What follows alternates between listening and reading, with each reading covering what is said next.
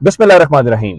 लाखों करोड़ों दुरूदो सलाम मोहम्मद मुस्तफ़ा सल्लल्लाहु अलैहि वसल्लम और आले मोहम्मद पर। मैं हूं उमर दराज गोदर। मैं आपको आगाज में ही बताना चाहता हूं कि पाकिस्तान के army chief general Asim Munir इस वक्त चीन के दौरे के ऊपर हैं। मैंने आपको कल ये खबर दे दी थी और अब ISPR की जानिब से बाकायदा इसकी तस्दीक कर दी गई है और बताया यह गया है कि अगले 4 रोज के लिए सरकारी दौरे के ऊपर वो इस वक्त वहां पे चले गए हैं और वहां पे जाहिर है कि जो सरकारी मामलात हैं या जो बाहमी पाकिस्तान और चीन के मामलात हैं उसके ऊपर वहां पे मामलात चलेंगे। लेकिन अब खबर क्या आई है, आज खबर आई है कि पिंडी से एक बड़ी प्रेस कॉन्फ्रेंस की गूंज है और ये प्रेस कॉन्फ्रेंस अब पिंडी का मतलब नाम लिया जा रहा है तो इसका मतलब जाहिर है वो GHQ ही होगा या पाकिस्तान की फौज की बात की जा रही है। इस वक्त पाकिस्तान के अंदर जब मेजर जनरल बाबर इफ्तिखार थे DG ISPR तो उनको कोर कमांडर कराची लगा दिया गया। उनके कोर कमांडर कराची लगने के बाद नई तब्दीली आई और DG ISPR में जनरल अहमद शरीफ ने यहाँ पे कमान संभाली। और जो मेजर जनरल अहमद शरीफ हैं वो जब से आए हैं उन्होंने उस तरह से कोई मीडिया से इंटरेक्शन नहीं किया। हाँ, वो टीवी टॉक शोज के अंदर जो फौज का मौकिफ है या रद्द-ए-अमल है वो जरूर देते आए हैं या ISPR का जो ऑफिशियल ट्विटर हैंडल है उससे इस्तेमाल होते हुए, लेकिन किसी किस्म की प्रेस कॉन्फ्रेंस या बातचीत नहीं की गई। आज तंजील गिलानी साहब जो हैं ये सहाफी हैं और मीडिया चैनल के अंदर काम करते हैं। उन्होंने आज 1:20 के ऊपर एक ट्वीट किया और कहा कि DG ISPR major general Ahmed Sharif कुछ देर में प्रेस कॉन्फ्रेंस करेंगे। जब मैं वीडियो रिकॉर्ड कर रहा हूं 2 बजे मेरे पास, तो उस वक्त तक प्रेस कॉन्फ्रेंस शुरू नहीं हुई। मैंने इसका बहुत इंतजार किया लेकिन अब उनको खबर कैसे मिलती है मैं आपको बता देता हूं, क्योंकि मैंने खुद टीवी चैनल के अंदर जब मैंने काम किया तो मुझे आइडिया है। इस किस्म की चीजें कुछ इनफॉर्मल चीजें होती हैं, कुछ फॉर्मल होती हैं। मिसाल के तौर के ऊपर फॉर्मली इस तरह से होता है कि आप प्रेस कॉन्फ्रेंस अचानक टीवी पे देखते हैं, ऐसा होता नहीं है। इनफॉर्मली चैनल्स को एंगेज कर दिया जाता है या पहले इन्फॉर्म कर दिया जाता है कितने बजे प्रेस कॉन्फ्रेंस होगी, एक्सपेक्टेड टाइम बता दिया जाता है। और टीवी स्क्रीन पाकिस्तान की उनकी जुर्रत या मजाल इतनी नहीं होती कि जब इस किस्म की कोई प्रेस कॉन्फ्रेंस हो तो उस प्रेस कॉन्फ्रेंस के हवाले से वो कोई और जो है वो चीज उस दौरान चला सके। एक बड़ी प्रेस कॉन्फ्रेंस जो हमने पिछले साल देखी थी, जिस दिन अरशद शरीफ साहब का जनाजा था उसी दिन वो प्रेस कॉन्फ्रेंस थी और उस दिन DG ISPR major General Babar Iftikhar और DG ISI Lieutenant General Nadeem Anjum साहब की प्रेस कॉन्फ्रेंस थी। बड़ी शोर आफाक प्रेस कॉन्फ्रेंस, लेकिन उस प्रेस कॉन्फ्रेंस के बाद कुछ ज्यादा प्रेस कॉन्फ्रेंसेस नहीं हुई। मेरे ख्याल से गालिबन एक उसके बाद मेजर जनरल बाबर इफ्तिखार साहब ने प्रेस कॉन्फ्रेंस की। आज की प्रेस कॉन्फ्रेंस के ऊपर रद्द-ए-अमल देते हुए अजमल जामी का कहना था कि सिक्योरिटी सूरत हाल और जारी ऑपरेशन के ऊपर तफसीलात शेयर करेंगे।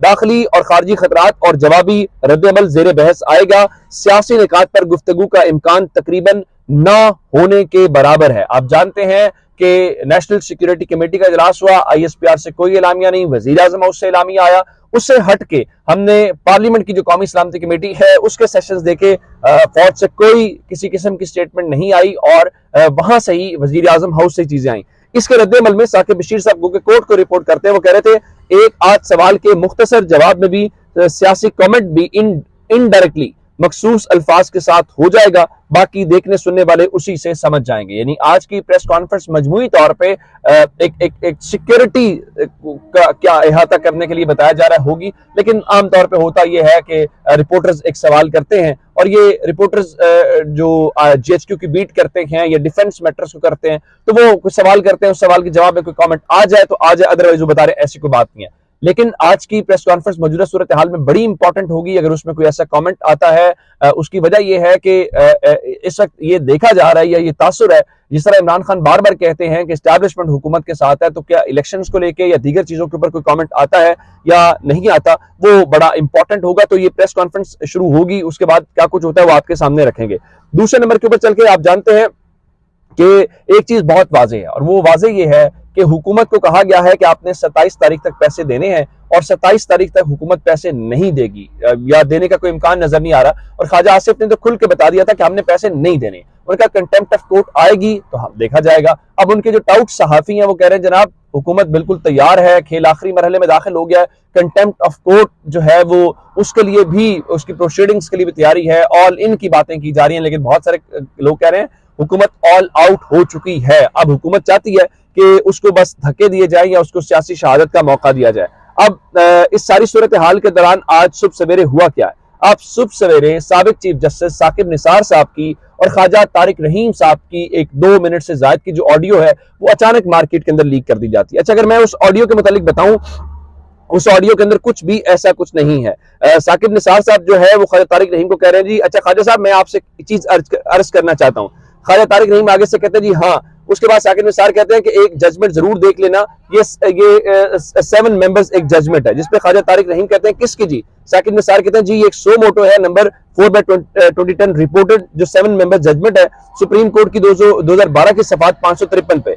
ख्वाजा तारिक रहीम आगे से कहते हैं अच्छा जी मैं देख लेता हूँ। साकिब निसार कहते हैं इसमें जो भी आपका वकील हो उसे कहना देख ले, लेकिन जब आप पढ़ेंगे तो आपको पता लग जाएगा। ख्वाजा तारिक रहीम कहते हैं ठीक है जी मैं पढ़ लूंगा, जिसपे ख्वाजा तारिक रहीम कहते हैं मैंने वो 7 मेंबर जजमेंट भी देखी है जिसमें कहा गया है कि जैसे आपका एक्ट नहीं बनता। ख्वाजा तारिक रहीम अगर उसे गौर से पढ़े तो उसके क्लॉज 3 में उन्होंने रास्ता भी दिया है, वो देख लेना जरा। साकिब निसार कहते हैं जी सर मैंने वो देखा है, ये तो हमारे पास वे आउट है। ख्वाजा तारिक कहते हैं वो वे आउट है। साकिब निसार क्योंकि वैसे वो केस ही नहीं बनता था। हाँ जी बिल्कुल ठीक है। साकिब निसार के ख्वाजा साहब अगर आपका कोई बंदा तैयार हो तो मुनीर अहमद खान वाला भी इस्तेमाल कर ले। साकिब निसार ये बिल्कुल केस क्लियर है कंटेम्प्ट ऑफ कोर्ट का, जो कुछ आजाद जम्मू कश्मीर में हुआ उसके बाद कुछ नहीं। ख्वाजा तारिक रहीम कहते हैं इसके लिए we are just waiting for, जिसपे ख्वाजा तारिक रहीम कहते हैं ऐसे ही ऑर्डर कर रहे हैं 3 मेंबर्स बेंच, शायद मजीद आधे या 1 घंटे में हम कंटेम्प्ट की दरखास्त फाइल कर रहे हैं। अब मुझे बताइए कि पहले ख्वाजा तारिक रहीम की अहलिया की और चीफ जस्टिस उमर ता बंदयाल की सास की ऑडियो लीक की गई।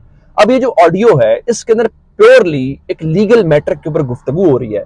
वो उनको बता रहे हैं उनका केस लगा हुआ है। मिसाल के तौर पर मैं साकिब निसार साहब के पास चला जाऊं और उन्हें ये कहूं कि मेरा केस लगा हुआ है तो मैं आपकी जरा कोई रहनुमाई चाहता हूं, मुझे कहते हैं ये चीजें देख ली, तो उसमें क्या गलत है?